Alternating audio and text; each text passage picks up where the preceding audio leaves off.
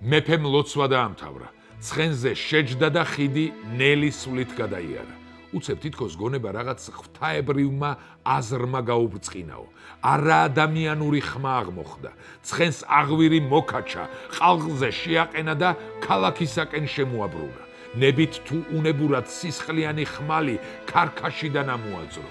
ხმალამოღებულმა ცხენს დეზიქკრა და თბილისისაკენ დააპირა გაჭენება. მეტეხის ხიდან მოვიდა რომ ალყაში არ მოხვდნენ, ნამდვილად დაინახავენ რომ ჩამოდის უკვე აბანოებთან აღა მაყმადხანის მეწინავე ჯარი და აიქ არის რომ ერეკლე მეორეს როგორც ითქვენ გადაეკეტება. მოტრიალდება და მარტო 75 წლის კაცი ხვლით ხელში აპირებს ჯარზე ცეცხლობას და ის არის რომ მათრახი უნდა გადაუჭიროს. ცხენს რომ მიხვდებია რასაც აპირებს შვილიშვილები და კაკოჭავი. და ეგ უკვე ტირის ერეკლე.